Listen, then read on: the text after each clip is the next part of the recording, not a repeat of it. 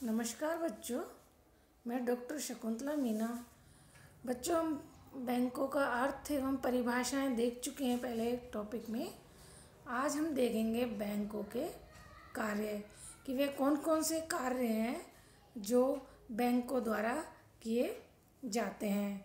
तो हम पहले देखते हैं प्राथमिक कार्य। प्राथमिक कार्य में बैंकों के दो कार्य आते हैं, जमा स्वीकार करना और ऋण देना, और यही बैंक के मुख्य कार्य भी कहलाते हैं। तो पहले हम बैंक किन किन चीज़ों से जनता की जमा स्वीकार करता है वो देखेंगे। फर्स्ट है स्थायी जमा खाता या फिक्स्ड डिपॉजिट, और शॉर्ट में आपने नाम सुना होगा, इसको हम एफडी के नाम से भी कहते हैं, शॉर्ट में फिक्स्ड डिपॉजिट अकाउंट। इसमें समय की बाउंडेशन होती है और ये निश्चित अवधि के लिए जाता है, यानी कि जो एफडी कराई जाती है वो निश्चित समय के लिए कराई जाती है, यानी कि पहले से ही जमा करता ये डिसाइड कर लेता है कि मुझे 6 महीने की करानी है, 1 साल की करानी है, 2 साल की करानी है, 5 साल करानी है। तो जितनी अवधि वो सोचता है उससे पहले अगर वो एफडी को तोड़वाता है तो उस पर उसको नुकसान होता है, उसको उसका ब्याज नहीं मिलता है या बैंक अपना कमीशन उसमें से काट लेता है। लेकिन जब हमारे पास ये पता होता है कि इस पैसे की हमें काफ़ी दिन तक कोई आवश्यकता नहीं होगी, तो सबसे बढ़िया हमारे लिए स्थायी जमा खाता ही होता है, और उस पर इंटरेस्ट रेट भी अच्छी मिलती है, क्योंकि हमें पता है इसकी काफ़ी दिन तक हमें पैसों की आवश्यकता नहीं है, तो उस हिसाब से हम इसको एफडी को करा सकते हैं। और बैंक इसके लिए हमें जब एफडी कराते हैं तो फिर एफडी करने के बाद एक सर्टिफिकेट टाइप का देता है, वो हमें संभाल के रखना पड़ता है। जब एफडी हमारी मैच्योर हो जाती है तो हमें विद इंटरेस्ट हमारा पैसा वापस मिल जाता है, हमें बैंक में जाके फॉर्मेलिटीज़ करनी पड़ती है। तो इस पे क्या, जो ब्याज है जो पहले से ही निश्चित होता है, जो एफडी कराता है उसे पहले से ही पता होता है कि मुझे 1 साल बाद मेरे इस पैसे पे 1 लाख पे 2 लाख पे 5 लाख पे जितने भी समथिंग वो एफडी करा रहा है तो कितना इंटरेस्ट मुझे मिलेगा, यानी कि रिटर्न मुझे कितना होगा। नेक्स्ट है चालू खाता, जिसे करंट। तो ये करंट अकाउंट्स है वो ज़्यादातर बिजनेसमैन या उद्योगपतियों द्वारा खोला जाता है, जिससे वे इस खाते में कितनी बार पैसा जमा करा सकते हैं और कितनी बार ही पैसा निकलवा सकते हैं। इसकी बार लगभग समय सीमा शायद 7 बार की हुई है। तो व्यापारिक उद्योगपति प्रतिदिन लेन देन होते हैं, तो उन्हें बहुत ज़्यादा लेन देन होने के कारण पैसे जमा भी कराने पड़ते हैं, निकालने भी पड़ते हैं, इसीलिए वो चालू खाता खुलवाते हैं। चालू खाते पर जो इंटरेस्ट रेट है वो ना के बराबर होती है, और जो चालू खाते में जो जमा राशि का है उस पर कोई भी ब्याज नहीं मिलता, यानी कि ना के बराबर का मतलब है कोई भी ब्याज नहीं मिलता। और जो चालू खाता होता है उस पर उद्योगपतियों को, बिजनेसमैन को बैंक जो है बैंक अधिविकर्ष ओवरड्राफ्ट की भी सुविधा देती है। ओवरड्राफ्ट का मतलब होता है जो आपके खाते में राशि जमा है उससे ज़्यादा राशि बैंक आपको उधार दे देती है, क्योंकि उसे पता होता है कि लेन देन काफ़ी हो रहा है इस बिजनेसमैन का, और जो ये ऋण ले रहा है वो आसानी से मुझे चुका देगा, उसी बेस पर वो जमा राशि से ज़्यादा जमा राशि दे देती है। नेक्स्ट है बचत खाता। ये बचत खाते को हम सेविंग अकाउंट्स भी कहते हैं। ये खाता अल्पायु मध्यम वर्ग के लिए खुलाया जाता है, और जो सर्विस क्लास लोग होते हैं वे भी सेविंग अकाउंट्स ही खुलवाते हैं, क्योंकि सैलरीज वगैरह सारी सेविंग अकाउंट्स में ही जमा होती हैं। उसके लिए एफडी या करंट अकाउंट्स नहीं, सेविंग अकाउंट्स उसके लिए कंपलसरी है।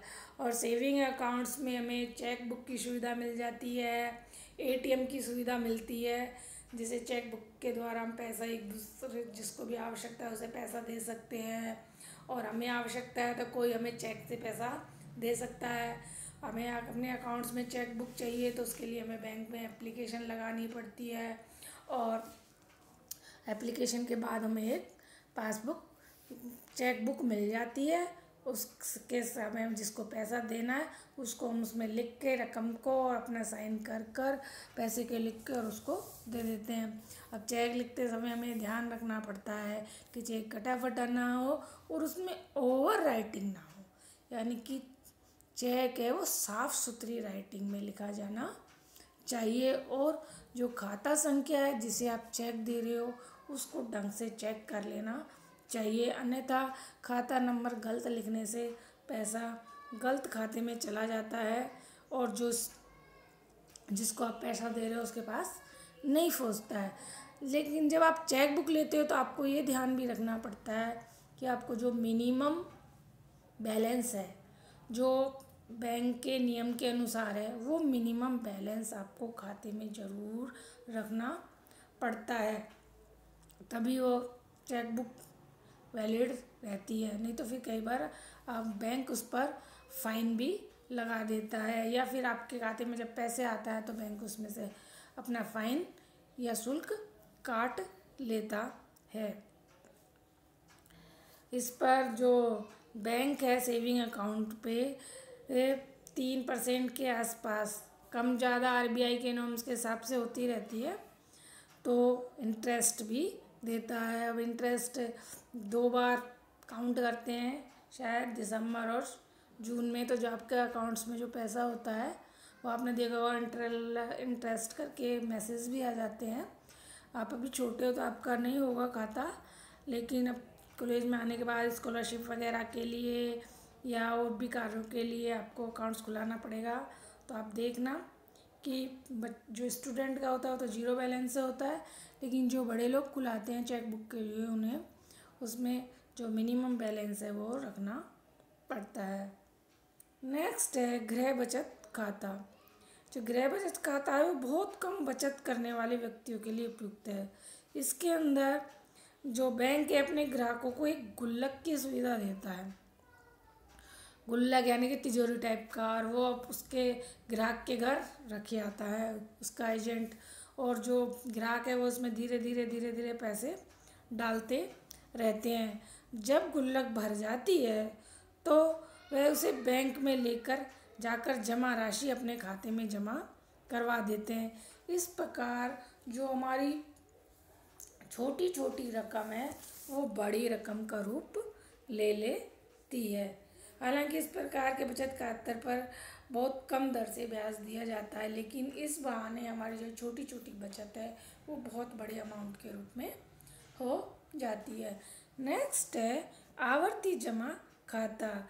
इसको हम शॉर्ट में आरडी भी कहते हैं, रिकरिंग डिपॉजिट अकाउंट्स। इस खाते में जमा करता प्रति माह ये न्यूनतम 100 रुपये की राशि से भी खोला जा सकता है। तो इसमें जो जिस राशि से आप खोलते हो, जैसे 100,000 5,000 जो भी खोला, तो इसमें जो अमाउंट्स है वो आपको हर महीने जमा करानी पड़ती है। इसमें शायद रूल्स भी है कि 10 तारीख तक जमा करानी पड़ती है, नहीं तो उसके बाद फ़ाइन लग जाता है। और इस पर ये आरडी 6 साल के लिए होती है। इसका टाइम पीरियड कितना है? 6 साल का। अगर आप इससे पहले आपको पैसे की आवश्यकता हो गई और आपने तुड़वाई तो आपको इसमें इंटरेस्ट का लॉस होता है, लेकिन ये छोटी छोटी बचत हमारी काफ़ी बड़ी हो जाती है। जो ये इसकी इंटरेस्ट रेट है वो सेविंग अकाउंट से तो ज़्यादा होती है, लेकिन जो हमारी एफडी है उससे कम होती है। एक है प्रतिदिन बचत खाता। जो प्रतिदिन बचत खाता है इसके अंतर्गत बैंक का कर्मचारी नियमित रूप से प्रतिदिन जमाकर्ता के घर जाता है और जमाकर्ता उसे अपनी प्रतिदिन की बचत जमा करा देता है।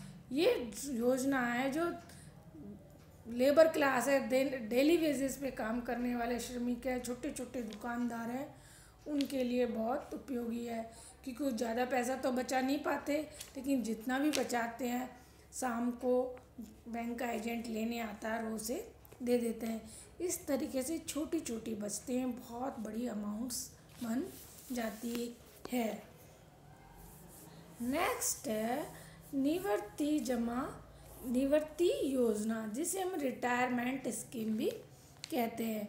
इस योजना में जमाकर्ता प्रति माह एक निश्चित राशि निश्चित वर्षों तक बैंकों में जमा कराता है और निश्चित अवधि के पश्चात ये राशि ब्याज रहित उसे किस्तों में वापस कर दी जाती है।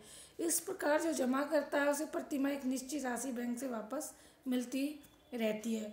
तो एक तरह से पेंशन की तरह हो गई, वृद्धावस्था पेंशन की तरह, कि आपने जब आपका इनकम सोर्सेस थे तब आपने प्रतिमाह अपनी आरडी से अलग है, आरडी तो 6 साल की होगी और फिर आपको विद अमाउंट और इंटरेस्ट पैसा मिल जाएगा।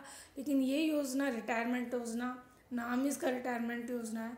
तो आप जब तक आपका इनकम सोर्सेज है, आप कमा रहे हो, तब तक आप हर महीने अपनी डिपॉजिट जमा कराइए।